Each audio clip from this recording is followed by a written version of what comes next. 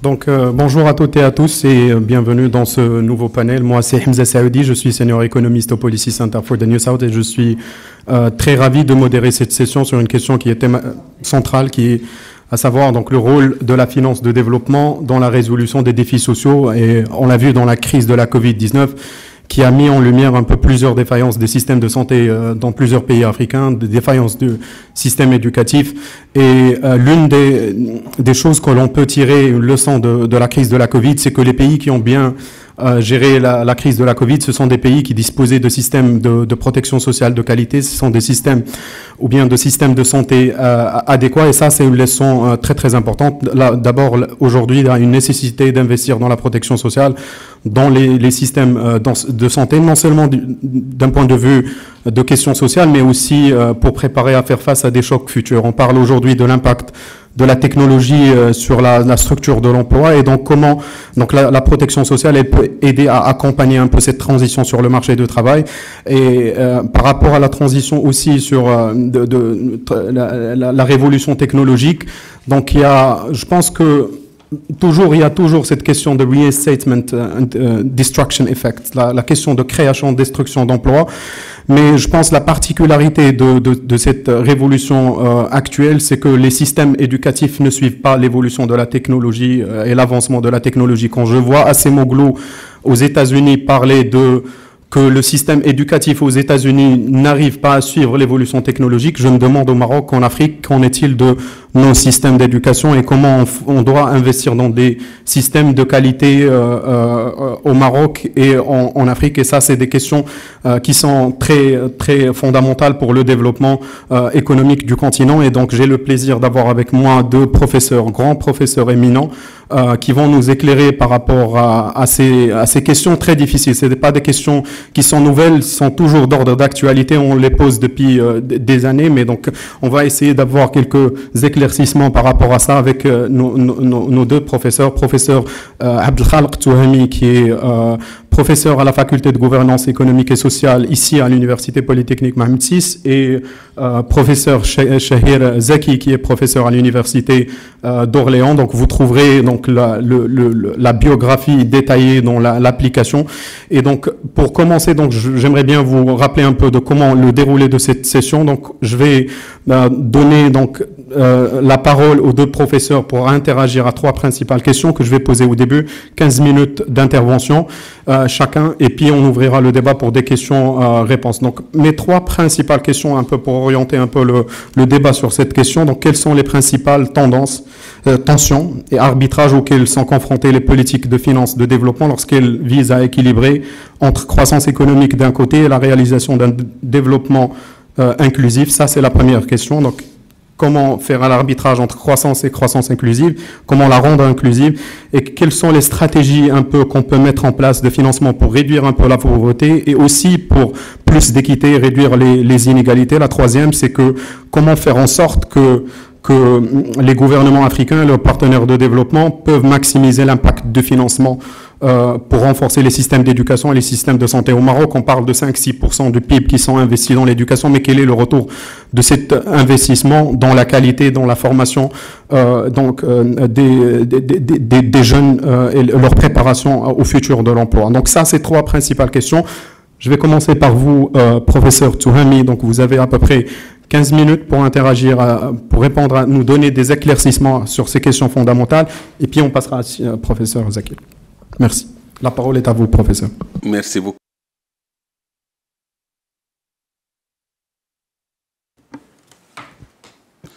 Bonjour tout le monde. Merci beaucoup.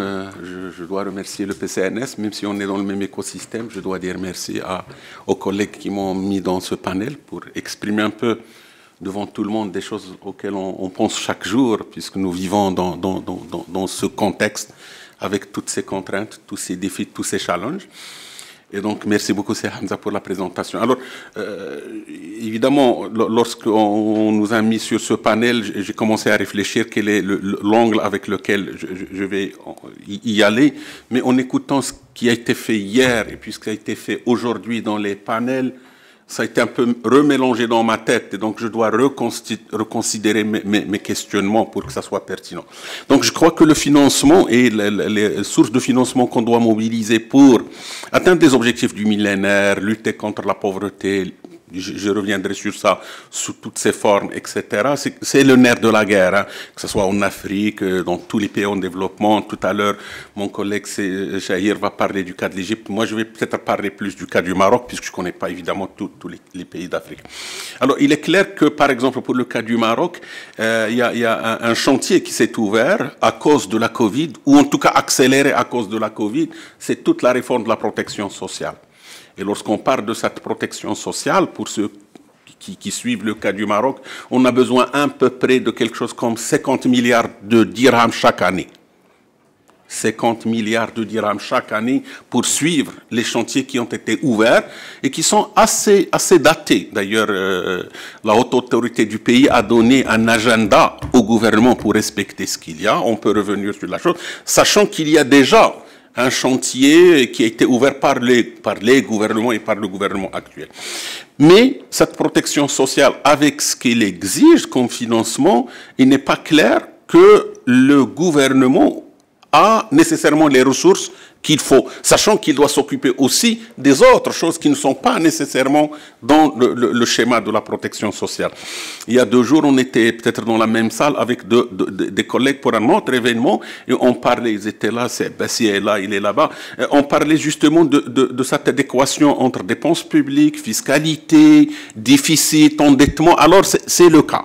Aujourd'hui, le gouvernement du Maroc, à cause de ce chantier nécessaire, obligatoire, se trouve à gérer une contrainte très serrée en termes de comment avoir les ressources pour financer cette protection sociale. Et c'est de ça qu'il s'agit aujourd'hui. Et je dis bien, on ne peut pas taxer plus puisque ça va impacter la croissance. On ne peut pas faire une politique monétaire à outrance puisque ça a des conséquences à la fois en termes d'inflation et aussi en termes de crédibilité de gouvernement. On peut aller même jusqu'à cette autonomie de cette banque centrale dont on parlait. Donc la contrainte est posée. Tout à l'heure, dans le panel précédent, on parlait aussi, est-ce que les financements internes sont suffisants, internes au sens large, c'est-à-dire du gouvernement et même d'autres agents économiques? Oui, ils sont nécessaires, mais probablement pas, ils ne sont pas nécessairement suffisants. Est-ce que ceci ouvre la porte à aller s'endetter? Et quelle est la conséquence de cet endettement? Donc, vous voyez un peu que la problématique est très bien posée. Maintenant, si on projette ce problème et on regarde en termes de pauvreté, une chance pour le cas du Maroc, au moins ce que disent les chiffres officiels en termes de pauvreté monétaire, le problème ne se pose pas beaucoup. Les taux de pauvreté monétaire au Maroc sont faibles. Quelle que soit l'approche que vous prenez, c'est-à-dire le seuil que vous choisissez, ça décroît et puis ça va. Par contre, en termes de pauvreté multidimensionnelle, le problème reste là. En termes d'éducation, en termes de décrochage scolaire, en termes de santé, évidemment, on peut y venir. Si vous suivez un peu ce qui se passe au Maroc, un peu tous ces secteurs, beaucoup sont en grève, puisqu'on a donné à des secteurs, on a augmenté leur salaire, les infirmiers sont en grève. Hier, dans le conseil de gouvernement, on a augmenté le salaire des infirmiers. Après-demain, c'est l'autre secteur qui va... Et tout ceci, ça fait exploser la dépense publique. Et évidemment, l'objectif, c'est, comme le disait Hamza, c'est trouver un moyen pour lutter contre la pauvreté, mais cette fois-ci, la pauvreté multidimensionnelle. Les efforts sont là, mais il me semble qu'ils ne sont pas nécessairement suffisants. Qu'est-ce qu'on doit faire? Alors, le gouvernement, pour financer justement ce chantier de protection sociale, a décidé d'éliminer, au moins progressivement, les subventions. C'est l'équation qu'il y a aujourd'hui au Maroc. Pour ceux qui ne le savent pas, pour le cas du Maroc, les collègues marocains le connaissent. On a une caisse de compensation qui nous coûte, l'année avant, en 2023, ça nous a coûté quelque chose comme 42 milliards de dirhams. Ben, on va la supprimer pour prendre ces financements et les injecter dans les différentes composantes de la protection sociale, à peu près 4 piliers. Ben, évidemment, si vous supprimez la caisse de compensation, les premiers qui vont souffrir, c'est justement les pauvres. Donc, vous êtes en train de vouloir corriger un problème que vous êtes en train d'accentuer. On est un peu dans une tournure. C'est pourquoi on discutait avec des collègues hier, on disait que peut-être que le gouvernement s'est perdu dans cette équation complexe. Je suis désolé de le dire, on est au Maroc perdu. Et j'imagine que d'autres pays sont là. Lorsque je regarde, puisqu'on était dans la conférence IRF il y a 2-3 mois ici même, d'autres pays dans la région sont dans la même situation. Si vous regardez ce qui se passe au Liban, en Tunisie, évidemment le Liban c'est pas l'Afrique, en Tunisie, en Égypte, tout à l'heure Shahir va préciser. Donc il y a de véritables problématiques en termes de financement, ce qu'il va falloir faire entre ça. Alors est-ce qu'on peut toujours compter sur des financements extérieurs à mobiliser pour aider la situation? Oui, on peut réfléchir à la chose. Évidemment, si vous réfléchissez au financement concessionnel, c'est le cas. Il y a 2-3 jours, pour ceux qui suivent encore, c'est pas de l'actualité seulement, mais c'est important.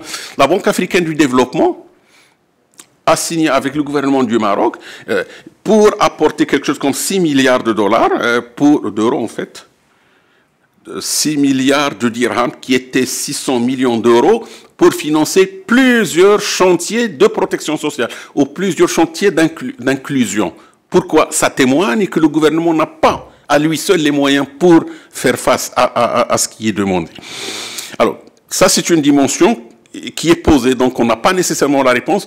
Si j'ai à la caractériser, c'est que ce sont des dépenses nécessaires pour lutter contre la pauvreté, pour élargir l'inclusion, que ce soit des territoires ou des populations au niveau national, mais ce n'est pas suffisant et donc on a toujours, malheureusement, on a toujours besoin de ce financement à l'international. Il y a une deuxième dimension pour le cas du Maroc. Je crois qu'on doit revoir la façon dans laquelle il y a une gouvernance interne de tous ces systèmes. La première, c'est toute la dépense fiscale que nous accumulons. Les collègues le savent, au Maroc, on a un ensemble, on a mis en place dans le temps, plusieurs fois, des dépenses fiscales, c'est-à-dire on donnait des avantages à des activités plus ou moins économiques qui ne payent pas d'impôts.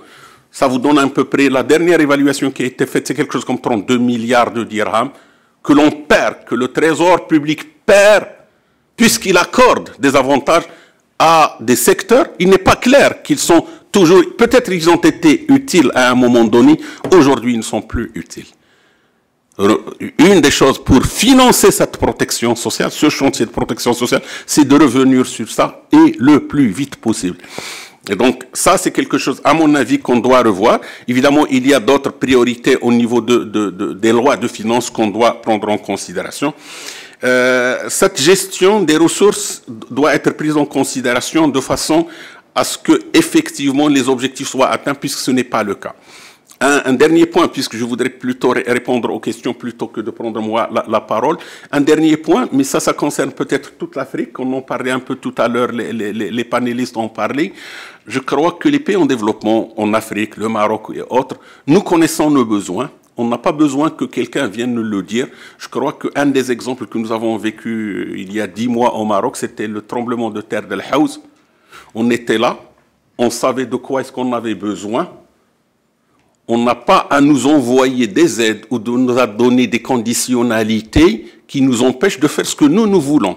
Je crois que les pays en développement, les pays africains en particulier, connaissent leurs priorités, connaissent de quoi est-ce qu'ils ont besoin. S'ils font appel à une aide à l'international, on doit trouver une façon souple pour répondre à cette demande, mais on doit nous laisser, nous les Africains, je veux dire cette fois-ci, on doit nous laisser identifier nos priorités et savoir de quoi est-ce qu'on a besoin. On ne doit pas nous décrire une prescription en termes de financement pour des besoins qu'on n'a pas exprimés. Je crois qu'il faut vraiment faire attention à ça, et ça c'est plus une remarque plus générale que pour le cas du Maroc.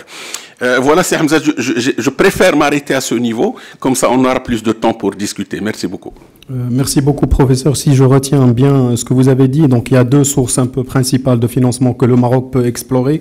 La question de la réforme de la caisse de compensation, mais il faut prêter attention à comment cette réforme va impacter les pauvres et les plus vulnérables. Et un moyen de les compenser, on pourra revenir par la suite à cela dans les débats, est-ce que les allocations familiales que nous avons mis dans la protection sociale est un moyen pour contourner cela? Est-ce que vous voyez cela comme un moyen efficace pour compenser les pauvres et les vulnérables qui vont être impactés par cette décompensation de la caisse de compensation? Et donc la question aussi, bien sûr, la question de revoir un peu les dépenses fiscales et les fondamentales est très très importante. Maintenant, donc sans plus tarder, je passe la parole à vous, professeur Chahir, et si vous pouvez nous donner un peu une perspective par rapport à trois questions, nous donner un peu quel est le rôle que peuvent jouer les institutions internationales dans le financement, que ce soit en Égypte ou dans les pays africains, le FMI et la Banque mondiale. Est-ce qu'ils ont joué leur rôle pendant la crise de la Covid? Comment évaluez-vous leur intervention? Et donc la parole est à vous, cher professeur.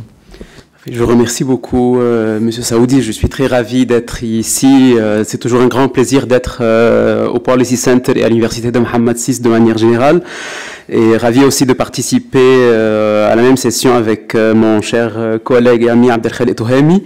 Donc, pour répondre à cette question, en fait, sur la finance du développement et dans quelle mesure elle peut adresser un petit peu les défis sociaux, je crois que je vais répondre en deux temps. Dans un premier temps, de quelle finance il s'agit, tant au niveau domestique et au niveau international, et puis de surtout, quels sont les défis sociaux qui sont importants.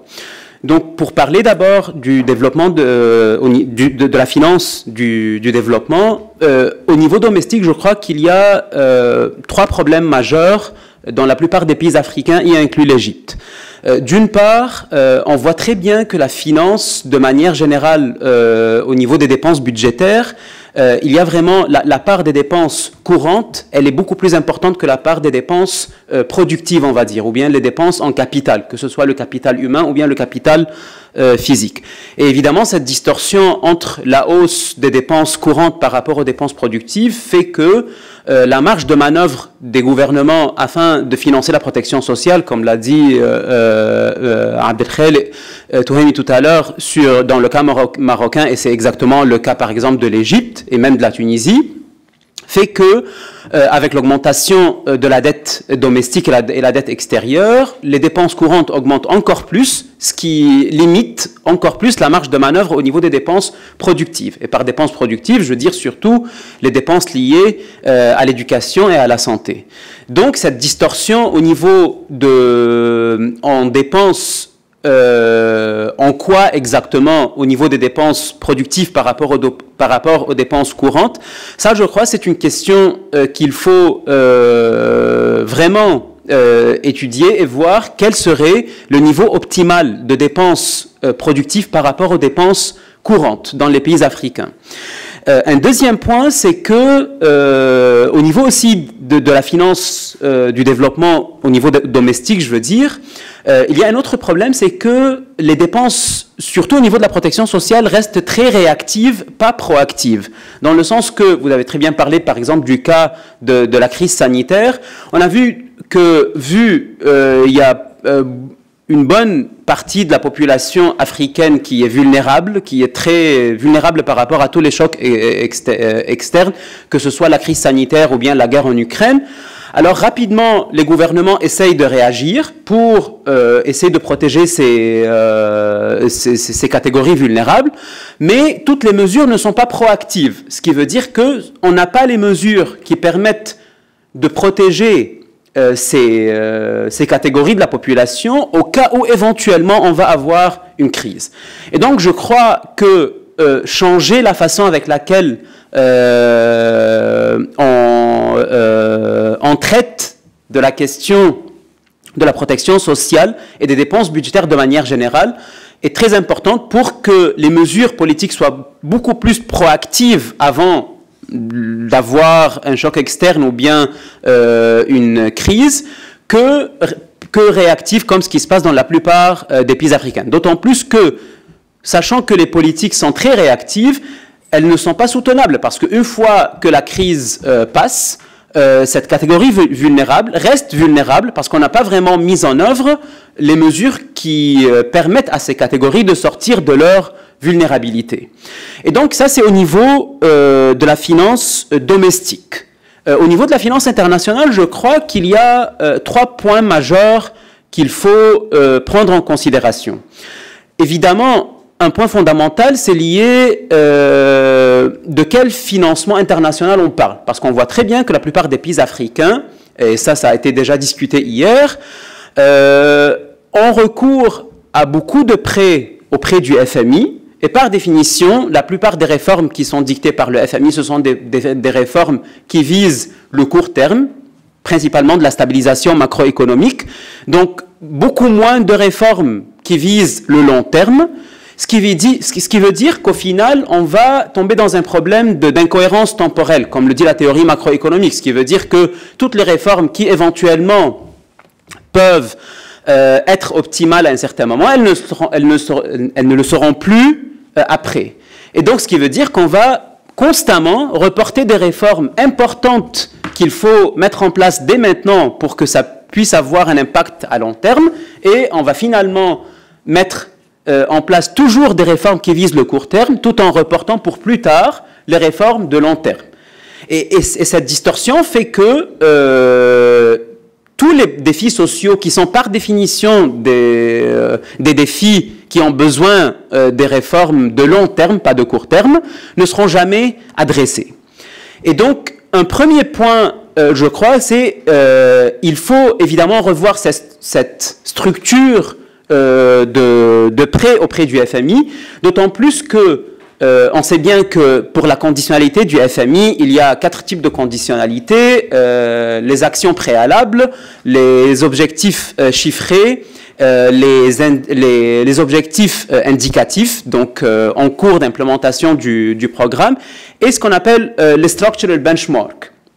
Et évidemment, les réformes les plus importantes qui visent le long terme sont en général les structural benchmarks. Alors que de manière générale, ces structural benchmarks sont très vagues, ne sont jamais mises en œuvre, et on s'intéresse beaucoup plus aux trois premières conditionnalités que les structural benchmarks. Et donc, ça alimente cette tendance de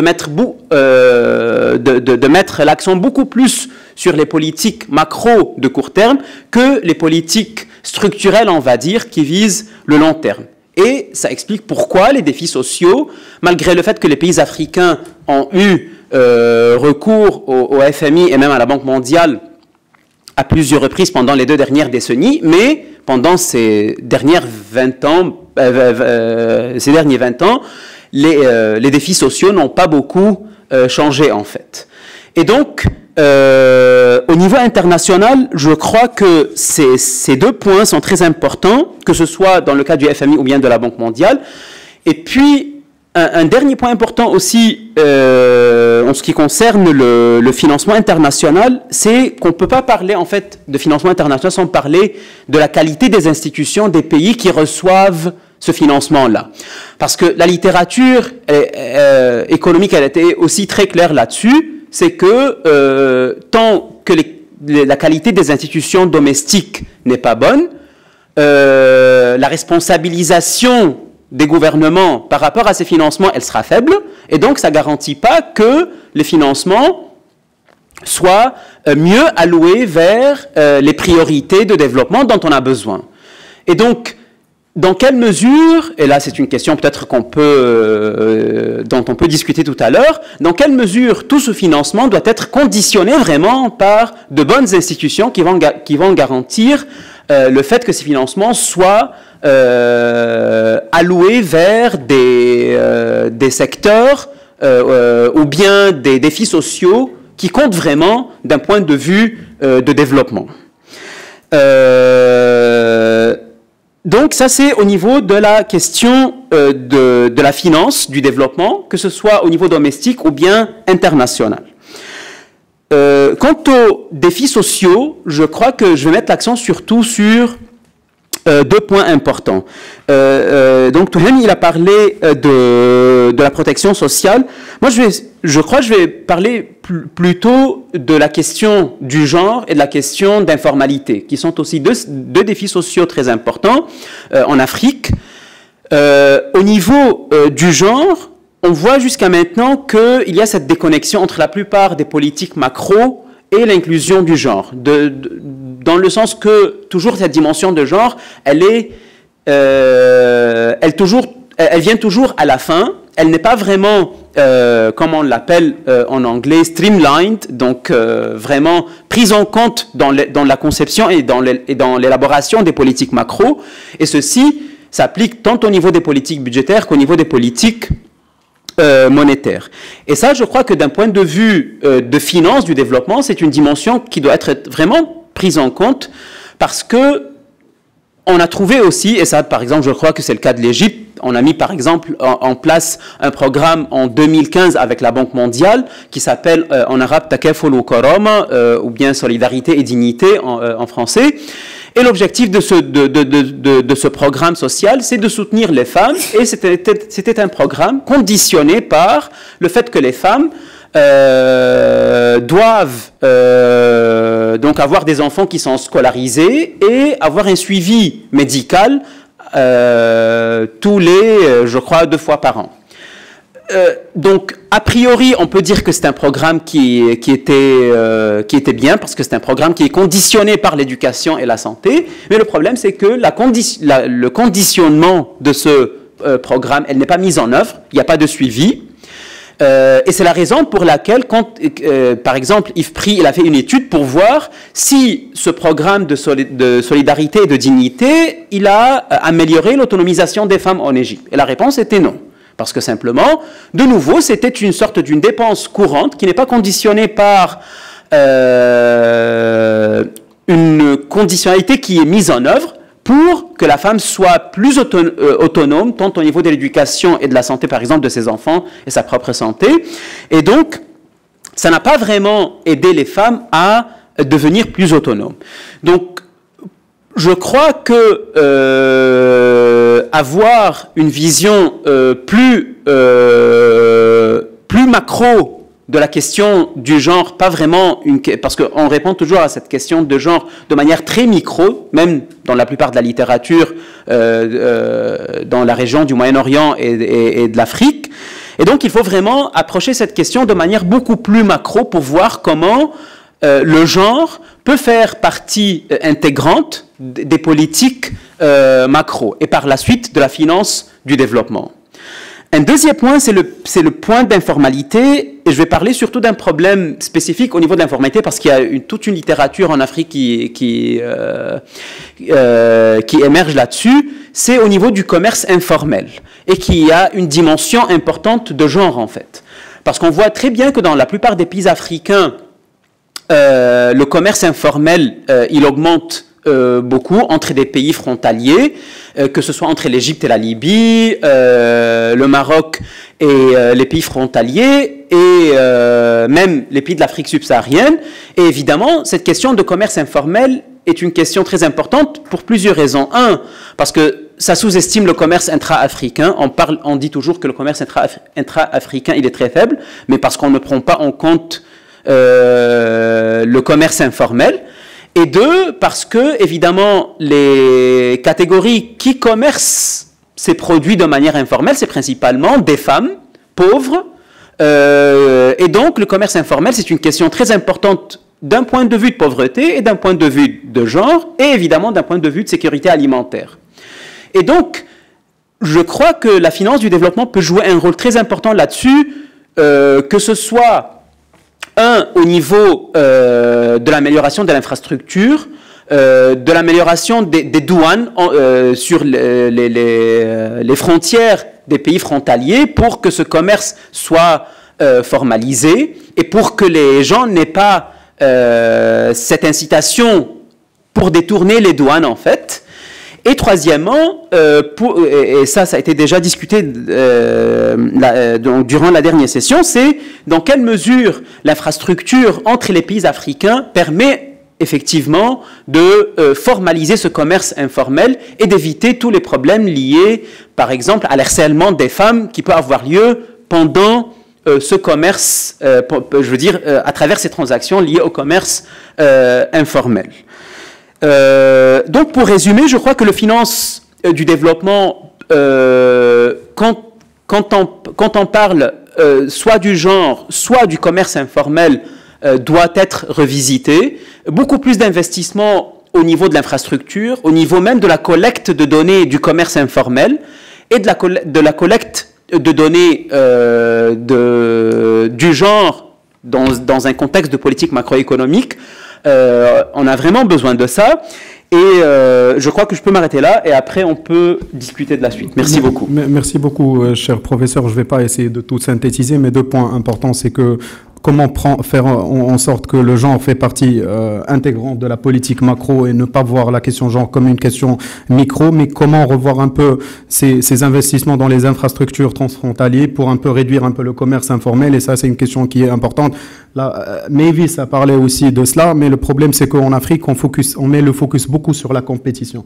Competition is good, but cooperation is even better. I think that ça c'est un point qui est très très important. Sans trop tarder, j'ouvrirai la parole à nos participants pour poser des questions, s'il y a des questions.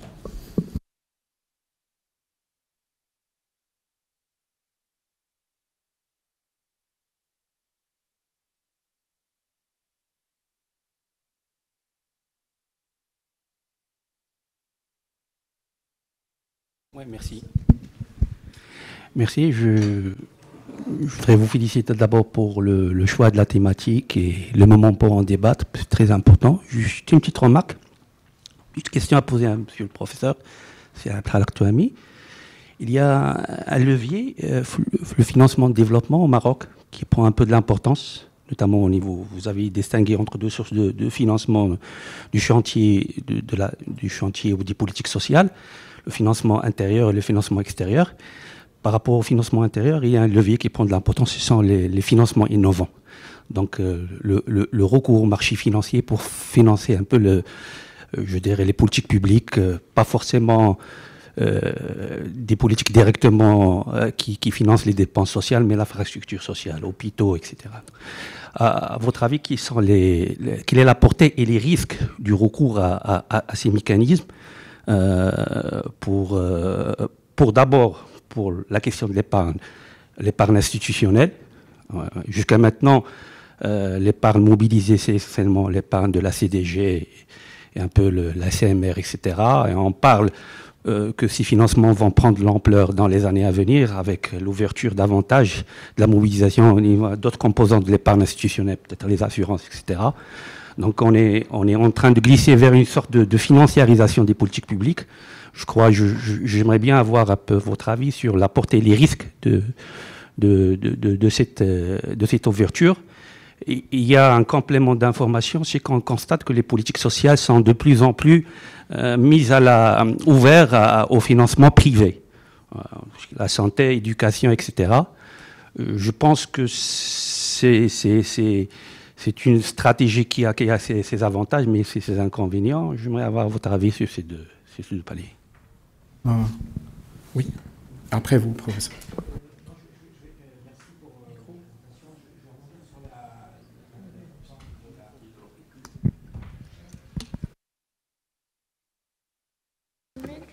Je vais revenir sur, je pense effectivement, l'informalité est absolument fondamentale dans la structuration des systèmes de protection sociaux qui ont 2 volets. Il y a le volet, disons, assistance, qui fait finalement le gros de la protection sociale, c'est de l'assistance. Le volet assurantiel, comme vous l'avez remarqué, vous l'avez noté, et lui a une part beaucoup plus faible. Et donc le volet assurantiel, il peut être en équilibre s'il est contributif. C'est-à-dire qu'il faut, voilà, demain j'irai mal, je suis en mauvaise santé, il faut que je prévoie ça. Et alors au Maroc, c'est quoi, 70, si on enlève l'agriculture, 60% d'informalité, plus que ça. Sans l'agriculture, avec l'agriculture, on doit être à 80. Enfin, donc en fait, il y a l'immensité de la population ne contribue pas. Et donc comment faire que cette masse de population d'entrepreneurs et de travailleurs informels puisse en fait transiter d'un système non contributif, donc essentiellement par assistance, à un système contributif. Et il y a des innovations qui ont été faites dans des pays. Alors, du coup, il y a des innovations aussi technologiques qui aident à ça. Beaucoup de pays, en fait, ont mis en place des dispositifs qui permettent, tout en restant dans l'informalité, à développer des systèmes contributifs. Et donc, et après, on revient sur les aspects macro, parce que les systèmes assurantiels sont aussi contracycliques. Donc, ils permettent, en fait, de jouer leur rôle de stabilisateur automatique. Donc voilà, je change vraiment l'aspect informel. Et dernier point, alors je pense pour le Maroc, mais on est en transition démographique, il y a le rythme, il y a le choc futur qui attend, c'est aussi le vieillissement. Et pour l'instant, le vieillissement, il est pris en compte pareil que sur des aspects d'assistance, il pèse énormément sur les femmes. C'est-à-dire qui prend en charge les personnes âgées, qui s'occupent d'eux, c'est énormément les femmes. Et donc on revient à ces aspects de genre. Donc pareil, je pense le design des systèmes de pension futurs, faut les anticiper dès à présent. Donc ramener vers le contributif toute cette économie informelle me semble, ce point de vue, absolument fondamental. Donc on prendra une question, deux questions. On prendra deux questions, on donnera la parole aux participants, aux speakers pour répondre, et puis on prendra une deuxième round. Donc professeur, et puis... Merci encore une fois pour l'invitation qui nous a été faite et pour les excellentes interventions qui ont eu lieu tout de suite. Alors très rapidement sur le sujet, au travers de ce qui a été déjà dit, le financement à l'international peut être problématique, et en particulier avec les temps qui courent, qui comportent un certain nombre de risques de change, etc., risques de défaut. Et donc, le recours au financement domestique, c'est le principal sujet, en tout cas d'après les remarques des collègues. Et donc, comment augmenter, j'allais dire, les ressources financières au niveau domestique? Alors, sans aucun doute, j'ai le sentiment que l'un des éléments phares, c'est il va falloir dans un premier temps que les finances publiques jouent leur rôle. Et quand je dis finances publiques, il va falloir qu'il y ait une meilleure gestion des finances publiques. Alors que ça soit au travers de la fiscalité ou autre, il va falloir rationaliser la dépense publique. Je pense que c'est un point de départ important. Deuxième autre élément, si on veut que toute cette épargne qu'on aimerait éventuellement canaliser au travers du secteur, soit bancaire, soit financier, qu'elle soit domestique ou autre. Et là, je pensais à vous, en particulier l'épargne qui peut nous parvenir de l'international, je pense aux remittances, les transferts des migrants, et qui doit être canalisée vers des secteurs sociaux, en l'occurrence, et comment? Et dans ce cas de figure, encore une fois, le renforcement de l'industrie, je mets ça de façon très brève, l'industrie bancaire ou financière est important, à mon sens. Donc le renforcement, au travers également de l'inclusion financière de ces populations qui, elles, sont à la marge ou vulnérables. Et troisième autre élément, par rapport à la question de l'informel, je suis très dubitatif par rapport à cette question de vouloir formaliser tout ce qui est informel. Honnêtement, je me pose des questions. D'après le vécu, l'informel a joué un rôle exceptionnel en termes d'amortisseur de choc. Dans le cas marocain, que ce soit la période Covid ou d'autres, ça a été un excellent amortisseur de choc. Et donc, à vouloir trop formaliser, il faut trouver un substitut. Un substitut qui n'ait pas de décalage dans le temps, en parlant de ce que vous étiez entre le court terme et le long terme. Il faudrait que simultanément, on substitue l'informel par quelque chose qui fonctionne sans qu'il y ait aucun décalage, si c'est possible.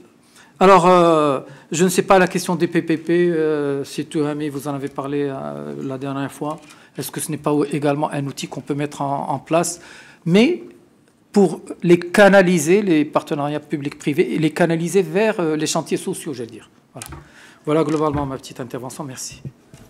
Donc, professeur Zakir, si vous pouvez prendre un peu les questions par rapport à l'informalité. Juste, professeur, quand on dit formalisation de l'économie informelle, quand on parle du chantier de généralisation de la protection sociale, la réussite de la protection sociale va dépendre de la formalisation de l'économie informelle, parce que les systèmes de protection sociale, ils sont gérés par répartition, et du coup, ça va dépendre de la capacité contributive du système. Et qui dit une faible capacité de contributif du système, ça va poser problème à la soutenabilité. Bien sûr, je donnerai la parole à professeur Zakir, je suis modérateur, je ne suis pas censé répondre à la question, et au professeur Touhami. On commence par vous, professeur Zakir.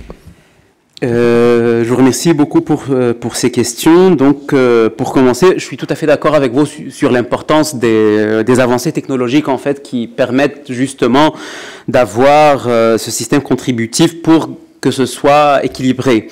Mais je crois que le problème, en fait, qui se pose, c'est de quelle informalité on parle? Parce que, évidemment, on peut avoir une informalité au niveau de l'emploi, donc le fait de ne pas avoir une sécurité sociale ou bien un contrat de travail, mais il y a aussi l'informalité des entreprises elles-mêmes. Et je crois justement que, donc ça c'est pour répondre à votre question, je suis tout à fait d'accord avec vous sur le fait que l'informalité, elle peut être un amortisseur de choc, mais le problème c'est que ça reste largement vulnérable et c'est pas une situation qui est tenable à long terme. Et donc, j'étais même en train de discuter hier avec François Bourguignon en lui disant, est-ce que vous avez en tête une expérience vraiment d'informalité qui a été formalisée et que ça a marché? Il m'a dit, la réponse a été un petit peu, il a hésité, et franchement, je trouve que jusqu'à maintenant, on n'arrive pas à avoir cet équilibre optimal entre le fait que le secteur informel, c'est un amortisseur de choc, et c'est le cas surtout, par exemple, je pars de l'Égypte d'où je viens, et en même temps que ce sont des gens qui sont vulnérables et que n'importe quel choc peut vraiment les affecter de manière très significative. Rationaliser les dépenses publiques, je suis pas très d'accord à ce niveau-là parce qu'en fait, je crois que c'est plutôt une question de priorité. Par exemple, je vais prendre le cas de l'Égypte de nouveau. On a vu très bien que les dépenses budgétaires en infrastructure ont beaucoup augmenté, à un tel point que les dépenses en éducation et santé étaient donc en baisse presque linéaire et même en dessous du seuil qui est fixé par la Constitution. Donc, à mon avis, ce n'est pas une question de rationalisation des dépenses budgétaires, mais beaucoup plus une question de priorité. Qu'est-ce qui vient avant quoi et quand? Et je crois que si ces priorités sont plus claires et sont déterminées avec une approche d'économie de développement, on va dire, je crois qu'on va avoir l'espace budgétaire qui permet en fait de financer aussi bien la protection sociale que les autres dépenses en capital humain. Un deuxième point important aussi, c'est lié à la finance domestique, et je suis tout à fait d'accord avec vous aussi sur la question de la finance publique en fait. C'est que c'est la finance publique qui doit jouer le rôle primordial. Et je crois que un des problèmes majeurs dans les pays africains, c'est pas en fait le fait que les taxes sont élevées ou bien que les gens ne payent pas les taxes parce que les taxes sont élevées, mais c'est la gestion de la fiscalité de manière générale. Et si par exemple on regarde les enquêtes des entreprises de la Banque mondiale, les World Bank Enterprise Survey, on voit très bien que les entreprises se plaignent beaucoup plus de la gestion fiscale que des taux imposés ou bien auxquels les firmes font face.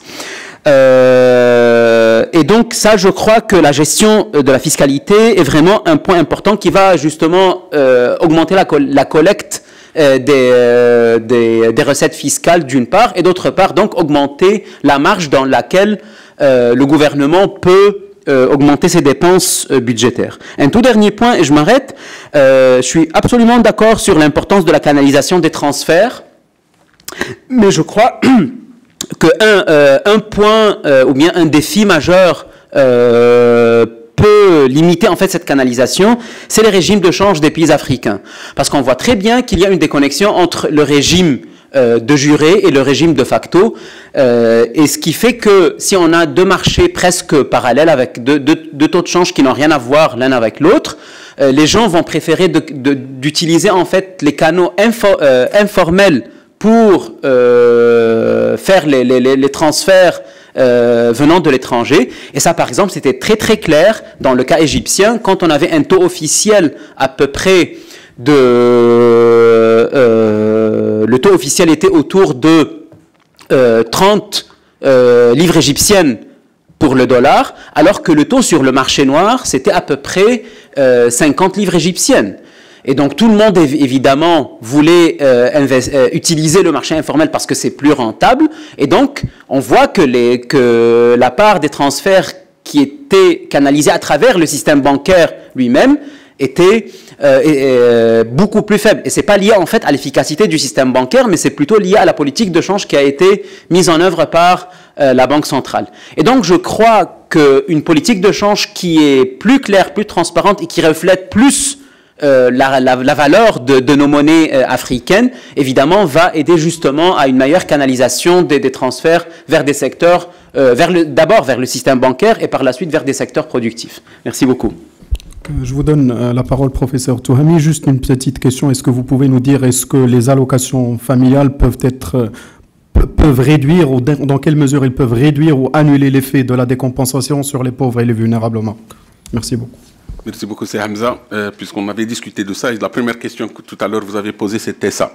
Alors, c'est une chance pour vendre un peu les travaux que nous faisons. Dorothée et moi, nous avons publié dernièrement, il y a peut-être 6 mois, un article sur Applied Economics, justement, quel est l'impact des allocations familiales sur la pauvreté et l'inégalité au Maroc. Et nous croyons, dans la conclusion, nous croyons que c'est la meilleure politique, la plus ciblée d'aide au niveau social. Ça a été généralisé dans le cadre actuel. Si vous entendez parler de comment on cible actuellement les pauvres, passant par le RSU, etc., en versant ce qui a été d'allocation familiale. Juste pour vous donner une idée, les allocations familiales coûteraient à l'État à peu près 7 milliards de dirhams par année, alors que la caisse de compensation nous coûte 42 milliards. Et très mal ciblé. Donc oui, la réponse est claire. Pour moi, pour nous, c'était ça. Et donc, et il a un rôle de réduction de la pauvreté monétaire et aussi non monétaire dans certains aspects. La réduction de l'inégalité intra et entre le milieu urbain et le milieu rural, puisque ceux qui vont bénéficier sont principalement dans le secteur informel et dans l'agriculture, puisque ce sont eux qui n'ont pas actuellement d'allocation familiale. Aujourd'hui, le système d'allocation familiale avant, c'est le secteur formel et le secteur public. Et donc, c'était le secteur informel. Et donc, lorsque vous faites ça, vous voyez que la pauvreté se réduit, l'inégalité se réduit. Donc, la réponse, c'est Hamza, c'est ça. Maintenant, pour les financements innovants, il faut les redéfinir, puisque même le gouvernement, lorsqu'il le fait en catimini. Je ne sais pas, les collègues le voient. Qu'est-ce qu'on est en train de faire, pour le dire autrement? On est en train de vendre les actifs de l'État à des particuliers sous une autre forme, en payant le loyer de l'utilisation du local. À ce que j'ai compris, vous me corrigez, c'est les collègues, c'est ça ce qu'on est en train de faire. On prend un hôpital, je ne sais pas qui me disait la dernière fois, même des prisons. C'est ça. Donc, moi, je crois que c'est une sortie de court terme pour avoir un financement, mais ça ne résout aucun problème. Et donc, moi, si vous me posez la question comment, je ne suis pas chaud pour ça. Maintenant, pour les financements privés, en termes de santé et d'éducation, oui, mais si on s'engouffre dans ça, surtout pour certaines choses, on va créer des systèmes de protection sociale à 2 vitesses. Comme dans d'autres pays. On doit l'accepter socialement. On va avoir des catégories qui vont dans des cliniques, qui vont dans ceci, cela, et d'autres qui vont dans des écoles, des lycées, tout ce que vous pouvez imaginer. Et puis le reste du peuple. Est-ce que c'est ça ce que nous voulons? Et c'est ça ce que nous appelons protection sociale. C'est possible, mais ça a des conséquences au niveau social de polarisation où il y aurait des germes de confrontation sociale. Donc on doit gérer. Maintenant, pour la contribution et puis pour le secteur informel, je crois que Hamza vient de faire sortir un working paper ici du Policy Center, un gros et consistant. Il en a travaillé, j'imagine, une année, qui est vraiment bien fait, qui décrit la situation de l'informel. Probablement, il le ferait mieux que moi. C'est juste pour vous dire un peu les situations. Si on met un système contributif pour l'informel, ça risque de ne pas réussir et on va créer un engorgement dans le service public. Si vous donnez, même si vous le faites réduit, prenez les artisans. Vous dites pour les artisans, vous payez 70 dirhams annuels et vous bénéficiez de la protection sociale. Ils vont payer, supposons, ils vont payer et demain ils se présentent pour avoir le service. Le service qu'ils n'allaient pas demander lorsqu'ils n'avaient pas donné 70 dirhams. Je vous rappelle que c'est à cause de ça que le Ramed a foiré. Au Maroc, le Ramed a foiré puisqu'on a créé une incitation en donnant à des citoyens une carte où il y a une offre de santé qui ne suivait pas. On s'attendait à 6 millions de personnes, on en a trouvé 11 millions. Je vous donne des chiffres officiels. Donc, évidemment, il va y avoir le vieillissement de la population si l'offre ne suit pas avec toutes les conséquences. Donc, pour moi, c'est une équation tout à fait complexe qu'il faut gérer de façon... On ne sait pas si on a encore la solution ou pas. Bassi, merci. Vous connaissez très bien le secteur aussi. Vous auriez pu être avec nous justement pour nous éclairer. Bassi. Oui, pour la finance publique et comment mobiliser les ressources. Juste pour donner encore une fois des chiffres à ceux qui connaissent l'économie marocaine. On a eu la chance d'avoir été à Dakhla pour en conférence avec les collègues de la Banque centrale. 400 milliards du cash marocain est caché dans les tiroirs. 400 milliards. Alors imaginez, je pèse mes mots, c'est à peu près 30% du PIB. Il est à l'extérieur du système bancaire et ne finance pas l'investissement. Alors, il ne paye pas d'impôts. Il y a des collègues, les collègues qui ont fait cette étude nous disaient que plus de 70% des billets de 200 dirhams sont cachés. Des 200 dirhams sont cachés. Donc vous voyez un peu la complexité de la mobilisation de l'épargne pour l'amener. Et en termes d'inclusion financière, il y a actuellement des essais, et c'est très bien, je crois que c'est une très bonne mesure, de dire qu'on ne peut profiter de l'assistance sociale que lorsque vous avez un compte. Une des mesures qui a été prise dernièrement, vous ne pouvez pas bénéficier d'une aide quelconque de l'État qu'à travers un compte. C'est bien. Comme ça, au moins, si vous pouvez évidemment tout retirer et le mettre dans votre oreiller, mais ça, c'est une autre chose. Et donc, l'informel, c'est pourquoi je disais, si Hamza peut en parler plus, oui, on l'a constaté, juste encore une fois, lorsqu'il y a eu l'aide de l'État pendant Covid, entre 4 et 5 millions d'individus en ont bénéficié, puisqu'ils étaient dans l'informel, sur une population active occupée de 11 millions. Je répète, 5 millions ont bénéficié, puisqu'ils sont dans le secteur informel, sur une population active de 11 millions. Vous voyez un peu combien représente le secteur informel dans ce pays. Vous voulez le tuer, vous voulez le formaliser, c'est pas possible. Sinon, vous arrêtez le formel. Je ne vais pas le dire, j'ai une blague en Darija qui le dit, si vous voulez faire ça, vous tuez l'autre qui est halal, vous voulez lutter contre le haram, vous tuez le halal. Donc il y a un peu une situation un peu complexe. Pour les transferts, contrairement à ce que disait mon collègue et cher ami Chahir, au Maroc, on n'a pas ce problème de taux de change parallèle. On ne l'a pas du tout. Nous, au Maroc, le taux de change, c'est le même. Vous préférez aller dans une banque que dans le secteur informel au Maroc. C'est pourquoi les transferts des Marocains, ça a dépassé 100 milliards de dirhams par année depuis 4-5 ans maintenant. On est, je crois, 117, 115 milliards de dirhams par année. Et c'est une soupape, et c'est une ressource pour notre balance des paiements énorme. Ça aide dans des secteurs peut-être pas nécessairement les plus productifs, mais ça aide les ménages, mais ça crée une dynamique économique très, très, très importante pour le niveau national. Et comme je disais, ça nous donne, c'est pas moi, un ballon d'oxygène en termes de ressources de devises. Merci beaucoup, j'espère avoir listé toutes les questions. Merci beaucoup, professeur Touhami. On a encore à peu près 10 minutes, donc on pourra prendre la question de vous, senior fellow Ivan Martin. Merci. C'est pas vraiment la question, c'est une réflexion qui peut appeler à des réactions, éventuellement. Et je pense que il faudrait lier un peu plus les contenus de ces panels avec les contenus des débats qu'on a eu tout à l'heure sur la transformation productive. Parce qu'on risque de traiter séparément la question du financement de la protection sociale sans l'inscrire dans une dynamique de transformation productive, sans laquelle, en fait, le financement de la protection sociale, c'est insoutenable à long terme. Soyons sérieux. Et ça, pour moi, quand je parle des défis sociaux, certainement, il y a la protection sociale, mais il y a l'emploi. Et il y a la question des salaires. Et je reviens à la question de l'informalité. Il y a, comme vous l'avez dit, il y a plusieurs informalités, mais il y a deux grandes informalités. L'informalité qui est liée à une très basse productivité, et que ça soit formalisé ou pas, on ne peut pas taxer une activité qui n'y a pas d'excédent, par principe. Donc, que la formalise, ça ne change pas grand-chose en réalité. Et il y a bien sûr l'informalité qui est liée à l'évasion fiscale. Ça, c'est une autre histoire. En Afrique en général et même au Maroc, d'après ce que j'ai lu, ce que je vois, la plus grande partie de l'informalité, c'est les premiers types. C'est une productivité très basse. Alors, ça lie encore à la transformation productive. Tant qu'il reste une productivité très basse, il n'y a pas façon raisonnable d'extraire les financements pour la protection sociale. Et ce matin, c'est très intéressant d'écouter les deux débats l'un après l'autre, parce que ce matin, on a cité à plusieurs reprises le Maroc comme exemple de transformation productive réussite, en partie.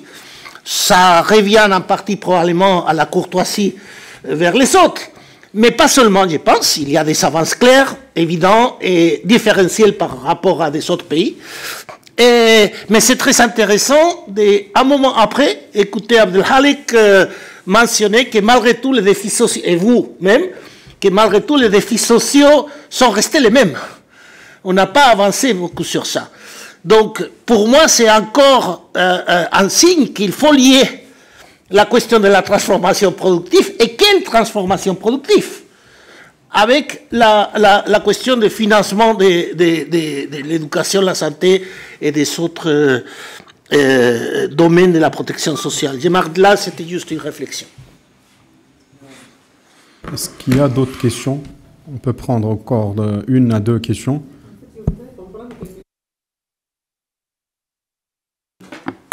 Voilà, je voulais comprendre quelque chose que le premier exposant vient de nous dire, parce qu'il a dit qu'il y avait une grève au Maroc ici, et puis les infirmiers et le gouvernement a accédé à leur requête d'augmentation de salaire. Je voudrais savoir comment le gouvernement peut traiter ce genre de problèmes sociaux. Voilà, parce que dans tous les pays, c'est ce que les gouvernements font. En général, ils essaient de couper la poire en deux et de procéder à les augmentations de salaire. Et effectivement, il a raison, parce que un mois après, un autre secteur aussi se met en grève. Mais comment résoudre ces problèmes-là? Parce que quand ce n'est pas résolu, ça fait un effet de boomerang et tout le pays se retrouve en grève. Merci. Donc, je vous donne la parole, Sitouhami, comment lier entre transformation productive et financement du développement. Je pense que l'une des choses, c'est par le biais de l'emploi, et je laisse bien sûr professeur Touhami. Oui, Ivan, c'est très bien vu, hein, vous avez tout compris entre le panel d'en bas et le panel d'ici. Lorsque j'ai commencé à dire que j'avais préparé des choses pour les raconter, je les ai ignorées puisque ça a été chamboulé avec ce que nous avons écouté, puisqu'on ne va pas se répéter. Donc oui, c'est vrai. La protection sociale au Maroc, ça coûte 50 milliards de dirhams par année. Si on n'a pas un élargissement des recettes, c'est non soutenable. Même si on supprime la caisse de compensation, même si c'est non soutenable, ça c'est clair. Et donc, effectivement, il faut réfléchir à de la croissance, à d'autres schémas pour faire ce qu'il faut faire. Et je ne crois pas pour l'instant, je crois que les gouvernements sont beaucoup plus court-termistes. Ils le regardent juste sur 4 ans, 5 ans, et puis c'est tout. Donc, on laisse à ceux qui vont venir sanctionner. Hein? Leur mandat. Maintenant, les avancées, vous avez tout à fait raison. Une chance, on est peut-être critique vis-à-vis de ce que nous avons. Évidemment, c'est pire dans d'autres pays qui sont arrivés. C'est Andy Maki qui montrait une carte hier où il y avait des pays en rouge qui ont frappé le mur. Et d'autres qui sont en, je ne sais pas quelle couleur, qui sont en voie d'aller frapper orange, qui sont en voie de frapper le mur. Au Maroc, c'était vert. On a fait un travail avec Saïd Ali sur la situation de l'endettement dans les pays de la région MENA. Et on avait comparé 6 pays. Et celui qui s'en sortait le mieux sur les 6, c'était le Maroc. Donc, ce n'est pas tout négatif. Même si on est critique sur certains aspects sociaux, mais il y a évidemment des réussites.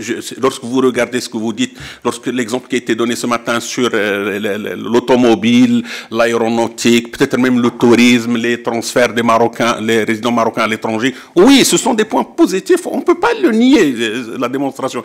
Alors, par contre, en termes d'emploi, les deux secteurs ne sont pas créateurs d'emplois, puisque ce sont des secteurs intensifs en capital et qui a une valeur ajoutée, mais du côté capital et non pas du côté travail. C'est l'agriculture, c'est ailleurs où se trouvent les problèmes sociaux. Et donc, c'est à peu près le point.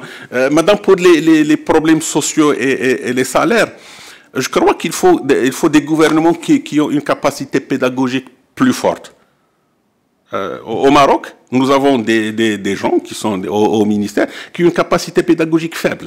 C'est-à-dire, même s'ils ont la bonne solution, ils ne sont pas capables de venir l'expliquer. Je ne sais pas ce qui se passe dans vos pays, dans les autres pays. Alors, au Maroc, qu'est-ce qui s'est passé? On a paralysé le secteur de l'éducation pendant 3 mois, 2 mois, 3 mois.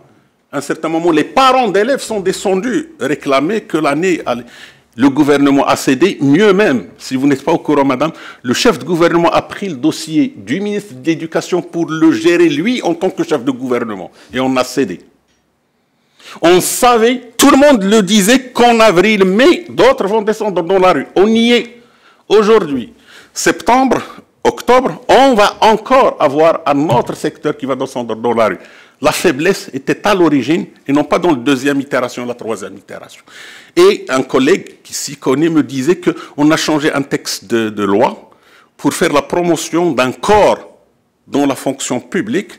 Et les conséquences, c'est l'augmentation de la masse salariale de l'État par un texte de loi que même des gens qui ne sont même pas descendus dans la rue, on leur augmente leur salaire. Il y a vraiment à réfléchir et à convaincre les gens. Si on a besoin de politiciens pour qu'ils soient capables de nous expliquer les problèmes et de nous dire les solutions. Ce n'est pas à moi de leur dire une solution. Je ne suis ni politicien ni dans le gouvernement. Merci. Professeur Touami, professeur, si vous avez des réactions. Je vais juste réagir au tout premier point. Je suis tout à fait d'accord avec vous avec sur le point lié en fait à l'importance d'avoir une protection sociale qui est analysée d'un point de vue en fait de transformation structurelle, parce que justement tant que la protection sociale est analysée d'un point de vue financier uniquement, c'est pas tenable. Donc ça reste une solution de court terme. On va donner de l'argent aux gens d'une manière ou d'une autre, mais après on ne les aide pas vraiment à cette promotion en fait pour passer à une situation qui est moins vulnérable. Et je crois qu'un des problèmes majeurs, et ça a été discuté en fait dans la session de ce matin, c'est justement, par exemple, le cas des IDE. La plupart des IDE, et de nouveau, si je prends le cas égyptien, à peu près 70% des IDE en Égypte sont dans des secteurs, soit de la construction, soit du secteur pétrolier. Et donc, très peu créateurs d'emplois, intensifs en capital. 2, avec des liaisons en amont et en aval très faibles. Et donc, ça ne crée pas vraiment des transferts technologiques entre les secteurs. Et donc, pas de chaîne de valeur domestique, donc pas de chaîne de valeur mondiale. Et 3, c'est que ça affecte évidemment les exportations de produits manufacturiers. Et donc, je crois que des réformes... donc ça me ramène un petit peu au tout premier point, c'est cet arbitrage entre les réformes de court terme et les réformes structurelles plus de long terme. Les réformes qui visent non l'écart entre le PIB observé et le PIB potentiel, mais les réformes qui changent carrément le PIB potentiel lui-même. Et donc, et ça, par exemple, c'est une autre différence entre l'économie marocaine et l'économie égyptienne, c'est que maintenant en Égypte, à peu près le taux d'intérêt, il a atteint 25% presque. Donc, il y a plein de gens qui ont déposé de l'argent dans les banques, mais évidemment, malgré la hausse de cette offre, très peu de gens investissent. Pourquoi? Parce que le climat d'investissement ne les incite pas à investir. Pourquoi? Parce que très peu de réformes ont été mises en œuvre afin de promouvoir le climat d'investissement. Il inclut donc la corruption, le rôle de l'armée dans l'économie, et ainsi de suite. Et donc, on ne peut pas vraiment parler de transformation structurelle sans parler de ces réformes qui visent le long terme, de ces réformes structurelles qui, justement, vont, améliorer le climat d'investissement et donc attirer des IDE dans le secteur manufacturier, et 2, surtout dans des secteurs qui sont créateurs d'emplois. Donc peut-être pour conclure, si je compare un petit peu l'expérience de différents pays en Afrique, et donc si on suppose qu'on a surtout les pays de l'Afrique du Nord, je crois que dans la classe des pays de l'Afrique du Nord, le meilleur étudiant au niveau de sa transformation, c'était le Maroc. Et si on compare cela par rapport à la Tunisie, à l'Égypte, à la Jordanie, parce que c'est un petit peu les économies diversifiées du Moyen-Orient, je vois que l'Égypte, la Jordanie et la Tunisie ont vraiment pris beaucoup de retard par rapport au Maroc. Et donc si, donc comme l'a dit Touami, le problème que la plupart des secteurs étaient plus intensifs en capital qu'en travail au Maroc. Donc ce problème était vraiment x10 dans les autres pays. Et c'est la raison pour laquelle on avait ce fameux concept de jobless growth. Ces pays avaient des taux de croissance assez élevés, et surtout l'Égypte. Le taux de croissance a atteint presque 5% après la crise sanitaire, mais en même temps, tous les problèmes liés à l'emploi n'ont pas du tout changé. Donc, je suis absolument d'accord sur une approche qui est beaucoup plus structurelle pour analyser les deux, en fait, la finance du développement et les défis sociaux. Merci. S'il n'y a pas de questions, on va clôturer cette session. Merci beaucoup, cher professeur Touhami et professeur Zakir. Donc, on continue toujours d'apprendre de vous. J'étais un de vos étudiants, donc j'apprends toujours. Donc, merci beaucoup à tous et merci pour l'audience, pour les questions et les interventions. Je vous rappelle que le déjeuner aura lieu dans le jardin. Donc, il y aura des collègues en bas pour vous montrer un peu le chemin pour le déjeuner. Donc,